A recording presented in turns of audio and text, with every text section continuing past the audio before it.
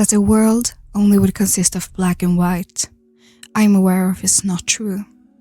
I know that the world is intricate, complicated, complex, and not black and white, but a spectrum of colors. I know this, and I comprehend it more than I believe the majority of people would. I would also state that I do have the ability to see all the colors. In the eyes of others, maybe too well. Which I also came to believe at first, but then no more. For me to then truly understand and make the world intelligible for myself, I want to be capable of epitomizing it in black and white. Here is where I sense that people misinterpret me, where they read me wrong. People are convinced that I do not in fact have the ability to see the nuances, due to the fact that I try to explain things in a black and white way. Probably they do fail to see this because most of the time, this process, where I translate the world from nuances of colors to black and white, happens inside of me. Thereby, most only get to see the end results, what I present to the world. In other words, the black and white. What I'm trying to achieve with this is to make sure I grasp the concept of everything. By that I mean everything, the entirety and the details. Because I must understand, truly understand it in depth for me to comprehend it. I can't accept something just like that. I need to gain the understanding of why it is the way it is. Otherwise, I will not make sense of it. Which many may settle with, but the reality for me is a contrast to that. So to trust without believing is for me rarely an option. Externally, I may not consistently question anymore, because during my lifetime, I come to a realization that others do not particularly appreciate it. But within me, everything about everything is questioned. I believe that because I increasingly began to stop questioning the outside world visibly, I did not only come to question the outer world as I silenced myself, but I also began to question my inner world and my entire self.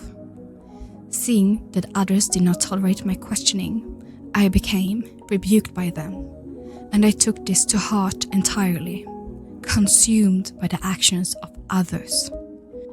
I just couldn't grasp the why of their reprimanding and the silencing of me. I who only decide to understand things fully and completely by heart, or else what is the meaning? But I do believe that that was exactly what the problem was, that I never saw my intention that was to understand by questioning claims, theories, ideas, facts, the world, and that it was never about questioning them as a person, which they at big probability saw and experienced it as. That when I questioned what they said, what they presented, made them interpret it as me questioning them, their intelligence, their knowledge, who they were, and for that, I am sorry. But for me, it was never a question about who they were as a person. It never would have mattered who it was that delivered the message, if what they would have said was the same thing. For me, it was never personal. Nor did I ever have thought that it could have been perceived in that way, due to my difficulties to understand how someone can take it personally when it never was my purpose, as well as it having nothing with them personally to do. I simply didn't quite understand how they could make that connection, equal what they said with who they were as a person. For me, it did not make sense. For me, that was not what logic was. This resulted in me being confused, left me feeling like I was misunderstood when people dismissed me in my questions. Why did they become irritated, angry, haughty, sarcastic, mean, could scold me, diminish me, laugh at, or say hurtful things to me, when all I wanted was for them to answer my question? I merely couldn't get it.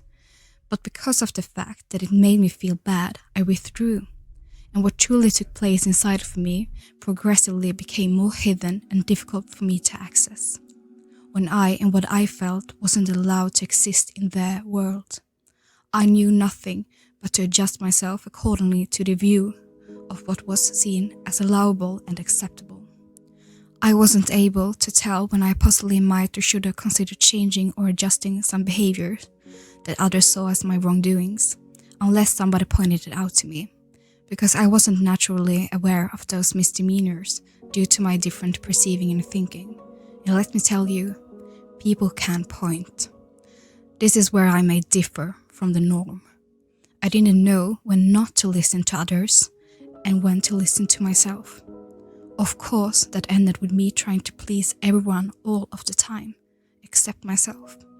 I handled it not by seeing it as everybody else's fault, but instead seeing it as everything was my fault, and nobody seemed to disagree.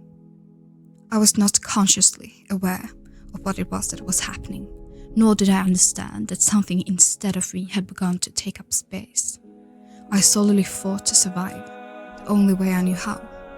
One day I came to be convinced that what I struggled to get by with, others also struggled with. That what I went through simply equaled the experience of the norm, just that I happened to be weak, a failure. Therefore, I never came to think that in reality, I was trying to adapt and reconstruct my entire self, limited by the frames of society that wasn't even created for me to begin with. What I doubtlessly didn't anticipate was the fact that it would come to be impossible for me to deny my self-expression without it leading to any consequences. Because as you now might come to suspect, there were consequences. When I wasn't allowed to focus on the outside world to understand, it ended with me focusing inwards on myself. And as I said once before, I question everything.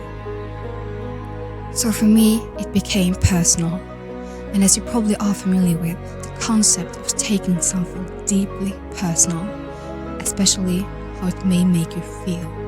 By that feeling, I've been drowned. After all, I've been having the biggest critic and the toughest judge living inside of my head.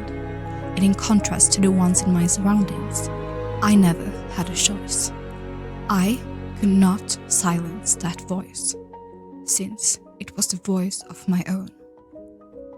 I see the world in a spectrum of colors, and the difference of this day from the days that was before now is that the reality that I once saw as my own is fading, and hopefully will continue to do so for each day that will follow.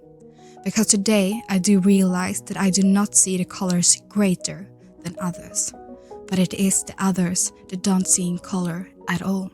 For them, it isn't a matter of nuances of colors, but nuances of grey. Most importantly, though, I come to learn that people don't see that we see differently to begin with.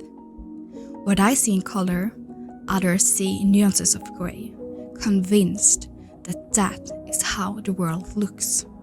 And in my entire life, others have tried to convince me that I am the one that views the world incorrectly, in an atypical way. But the true colors of the world are not in nuances of grey, and I do not see greater than others, for the world is created in a spectrum of colors. Wherefore, can we really say that someone who sees the world truly for what it is, minority or not, isn't a typical person? Because we may be seen as a typical people in this typical society, but from a worldwide point of view, we are nothing but a typical person on earth just viewing the world for what it is, not focusing on the part of the world that was touched by a human, but focusing on the core creation of the world. So, is it that we are atypical people? Or isn't it just that we are a typical person? I am just like you, human, and I do have struggles, but that's not all I have. And maybe just like you or not, I never thought I was autistic, because all I knew was what autistic was. But I am autistic, and just like all of you, I am alive and breathing on this earth we call our home. We may not be the same. We are here at the same time, living together at the same place. so we might just learn from each other. That's why I wanted to share one autist's perspective, one that is mine. Because remember this, we do not all have the same perspective, just as anyone else in this world. We are all different, but because of that, we don't need to be indifferent. We could care about each other.